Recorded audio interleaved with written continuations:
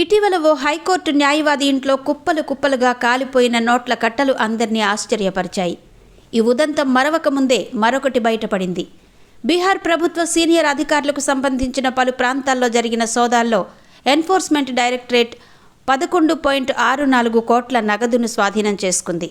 లంచం కేసులో 2024లో ఐఏఎస్ అధికారి సంజీవ్ హన్స్ అరెస్ట్ అవగా మనీ లాండరింగ్ కేసుకు సంబంధించి ఎన్ఫోర్స్మెంట్ డైరెక్టరేట్ పాట్నాలో అతనికి సంబంధించిన 7 ప్రదేశాలలో సోదాలు నిర్వహించింది. ఈ క్రమంలో పెద్ద మొత్తంలో నగదు కట్టలను స్వాధీనం చేసుకుంది. ఎంతలా అంటే కరెన్సీ నోట్లను లెక్కించడానికి 7 గంటలు 4 మనీ కౌంటింగ్ మిషన్లు నిరంతరం పనిచేయాల్సి వచ్చిందట.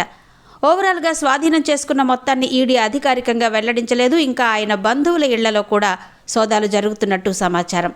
1997 బ్యాచ్ బీహార్ కేడర్ ఐఏఎస్ అధికారి అయిన Hans Bihar State Power Holding Company Limited chairman cum managing director పదవిలో ఉన్నప్పుడు భారీగా అక్రమ మార్గాల్లో ఆర్జించినట్టు అధికారులు నిర్ధారించారు.